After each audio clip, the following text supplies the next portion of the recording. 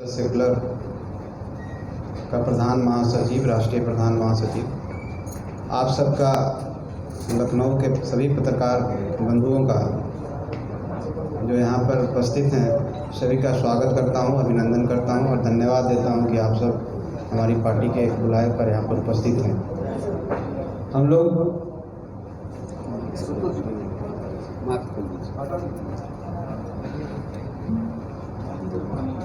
उत्तर प्रदेश की राजधानी में हम लोग यहाँ उपस्थित हैं। हमारे साथ हमारे पार्टी के जो यूपी के अभिभावक कह दें, नवाब साहब बैठे हुए हैं, शाह नवाब साहब। हमारे बगल में श्री जयपाल यादव जी हैं जो पार्टी के राष्ट्रीय कोषाध्यक्ष हैं। इसरार फारूकी जी हैं, प्रधान महासचिव हैं। आदरणीय उमा मुखर्जी जी, मानवाधिकार आयोग के राष्ट्रीय अध्यक्ष। सुनील कुमार सिंह जी, जिला अध्यक्ष देवरिया। राजीव कुमार, प्रदेश सचिव। और आप सब देख रहे थे कि राष्ट्रीय प्रवक्ता के तौर पर धीरज पंडित जी यहाँ पर आप सबको संबोधित कर रहे थे। हम लोग के साथ हैं रामायण राजभर जी जो हमारी पार्टी के कार्यकारिणी के सदस्य हैं, और यहाँ पर उपस्थित और भी हमारे पार्टी के जो भी कार्यकर्ता हैं, पार्टी के संगठन के नेता हैं, सभी को मैं आपके माध्यम से धन्यवाद देना चाहता हूँ। हमारी पार्टी राष्ट्रीय अध्यक्ष जीतन राम मांझी जी जो पूर्व मुख्यमंत्री हैं बिहार के, उनकी अगुवाई में बिहार में कार्य कर रही है। हम लोग पार्टी का मुख्य उद्देश्य है गरीबों की सेवा करना। हम लोग का नारा है कि सभी गरीबों एक हो, सबका इरादा नेक हो। और बिहार में हर समुदाय के बीच में हम काम कर रहे हैं। कोई भी समुदाय हो, चाहे वो गरीब स्वर्ण जाति से आता हो, किसी भी समाज से आता हो, जो गरीब हैं हम उनको आवाज़ देने का काम कर रहे हैं, विकास में सहयोग देने का काम कर रहे हैं। जाहिर सी बात है कि जो अनुसूचित जाति जनजाति के भाई लोग होते हैं वो ज़्यादा गरीब होते हैं। उनकी आवाज़ बन करके बिहार में हिंदुस्तानी आवाम मोर्चा उनके दरवाजे पर उनके पास जाकर के हमारे एक कार्यकर्ता उनकी समस्याओं को सुनते हैं, उनका निदान करने की कोशिश करते हैं। इसी कड़ी में उत्तर प्रदेश आने का सौभाग्य प्राप्त हुआ है और हमारे पार्टी का निर्णय है, हमारे राष्ट्रीय अध्यक्ष जी का जो आदेश है कि हम लोग उत्तर प्रदेश में भी अपनी संभावना तलाश करें, संगठन का विस्तार करें।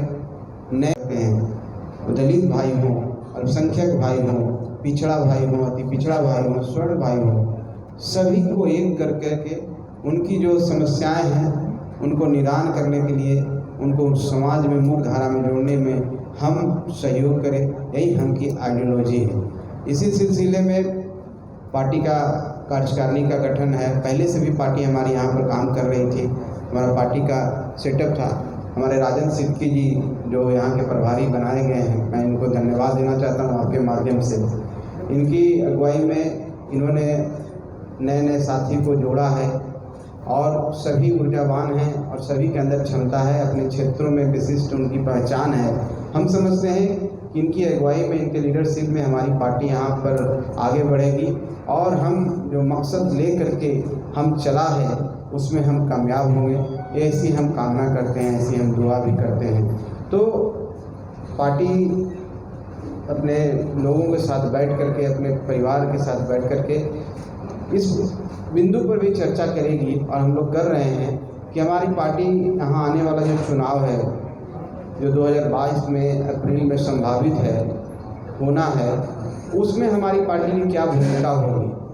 अगर हम अपने आप को सक्षम समझते हैं और संगठन का हम इतना विस्तार दे सकते हैं और कार्यकर्ता का निर्माण हम करेंगे तो निश्चित पार्टी जब बनती है, राजनीतिक पार्टी का मतलब ही होता है कि चुनाव में भागीदारी लेना है, क्योंकि चुनाव एक ऐसी प्रक्रिया है लोकतंत्र में जिससे हम अपने कार्यकर्ताओं का निर्माण कर सकते हैं और अपनी पार्टी को विस्तारित भी कर सकते हैं। तो हम निश्चित तौर पर इस संभावना के साथ यहाँ पर आए हैं और अपने साथियों से चर्चा कर रहे हैं, विचार कर रहे हैं और यहाँ से विचार करने के बाद हम अपने राष्ट्रीय अध्यक्ष जी के पास जाएंगे। हमारी एक कोर कमेटी है, वो कोर कमेटी निर्णय करेगी और उस निर्णय के आलोक में पुनः जब हम लोग आएंगे अपने राष्ट्रीय अध्यक्ष जी के साथ आएंगे और एक विस्तारित कार्यक्रम होगा। फिर आप सबको हम लोग औपचारिक तौर पर बताने के लिए रहेंगे कि हाँ, हम पार्टी हमारी यहाँ पर इस चुनाव में भाग ले रही है, हमारी भागीदारी यहाँ पर हो। यही सब बातें हैं। बाकी मेरे तरफ से सब बातें खत्म होंगी। आपको अगर कुछ पूछना है, आपके मन में कोई अभिलाषाएँ हैं तो आप पूछ सकते हैं। बहुत बहुत धन्यवाद। सर, आपने बिहार मॉडल की बात की उत्तर प्रदेश में। बिहार मॉडल में ऐसा क्या है जो आप उत्तर प्रदेश में पेश करेंगे, लागू करेंगे? क्योंकि अगर हम बेरोजगारी की बात करें, अगर हम स्वास्थ्य सेवाओं की बात करें या हम उसके बाद इंफ्रास्ट्रक्चर की बात करें, तो सबने देखा है, चाहे वो कोविड हो या बाढ़ में सबसे ज़्यादा आपका बिहार पीड़ित रहता है। तो इसको थोड़ा सा क्लियर करिए। देखिए, प्राकृतिक आपदा है, इसको आप रोक नहीं सकते हैं। देखिए, अभी इस विषय पर, इस प्रश्न का जवाब बहुत अभी भविष्य के गर्भ में है।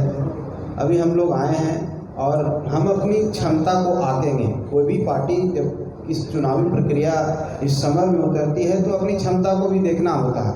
हम अपनी क्षमता आंकेंगे, अपने संगठन का देखेंगे कितना विस्तार है, हमारे पास कैसे लोग हैं जो चुनावी प्रक्रिया में भाग ले सकते हैं, हम कितना सक्षम होंगे। उसके बाद हम एक निर्णय पर पहुंचेंगे कि हमें चुनाव लड़ना है। तब आगे बात आती है गठबंधन की। आप जब चुनाव लड़ेंगे तो गठबंधन पर विचार करेंगे, अगर नहीं भी होगा तो हम अकेले भी चुनाव लड़ सकते हैं। सर, बिहार हो या यूपी, मुख्य मुद्दा है रोजगार। 2020 से लेकर अब तक बिहार में 23% बेरोजगारी दर बढ़ी है। इसके लिए रोजगार के लिए क्या कुछ प्लान है? देखिए, अभी बिहार में हमारे आदरणीय शाहनवाज जी उद्योग मंत्री बने हैं और आप पेपर के माध्यमों से पढ़े होंगे, इथेनॉल की बात है। अभी 33,000 करोड़ का निवेश उन्होंने कराया है और रोजगार निश्चित तौर पर बिहार में पहले की अपेक्षा बढ़ा है और हम समझते हैं कि आने वाले समय में रोजगार का सृजन होगा और हम लोगों को रोजगार दे पाएंगे, लोगों को उद्योग के माध्यम से, ताकि वो दूसरों को रोजगार दें। बिहार इस प्रगति के पथ पर आगे बढ़ रहा है। सर, कानून व्यवस्था के ऊपर आप कुछ बताइए कि बिहार में और उत्तर प्रदेश में आप क्या देखते हैं कानून व्यवस्था? देखिए, मैं उत्तर प्रदेश पर ज़्यादा टिप्पणी नहीं कर सकता हूं क्योंकि मैं बहुत नज़दीक से उत्तर प्रदेश को अभी नहीं देख पाया हूं और जो व्यावहारिक तौर पर यहाँ एनडीए की सरकार है और हम समझते हैं योगी जी के नेतृत्व में एक अच्छी सरकार चल रही है और कानून व्यवस्था की जहाँ तक बात है उन्होंने पूरी कड़ाई के साथ जो भी यहाँ पर जो कानून को तोड़ता है उसको दंडित किया जाता है। हम समझते हैं कि कानून व्यवस्था यहाँ पर बहुत अच्छी है। सर, बीएचपी पार्टी भी यहाँ चुनाव लड़ रही है, आपकी भी पार्टी चुनाव लड़ रही है, तो अगर निषाद समाज बटेगा तो उनका वोट भी बटेगा, उस पर क्या कहना है? देखिए, हर पार्टी को चुनाव लड़ने का अधिकार है और मैं किसी पार्टी के ऊपर टिप्पणी नहीं कर सकता हूं। मैं अपनी पार्टी के बारे में सिर्फ कहना चाहता हूं और कोई वोट बटना ना बटना ये सब होता रहता है। आपकी तैयारी कितनी मुकम्मल है इस पर डिपेंड करता है, आप कितने सक्षम हैं, आप कैसे, आपकी क्या रणनीति है, आप कैसे योग कैंडिडेट को चुन पाते हैं, इस पर डिपेंड करता है। हम समझते हैं कि हम अगर अपनी तैयारी को अच्छी रखेंगे, हम अच्छे लोगों को चुन पाएंगे तो वोट नहीं बटने वाला, हम भी कामयाब होंगे। कामकाज पे आपको कहेंगे सर, कितना सफल मानते हैं? देखिए, ये जज करना मेरे अथी में नहीं है। मैं इतना ही कहूँगा, एक कुशल प्रशासक भी हम लोग इनिशियल स्टेज में हैं और हम अपनी तैयारी कर रहे हैं। अब लोगों से बात करेंगे, आज कल के बाद हम कुछ स्थिति स्पष्ट करेंगे।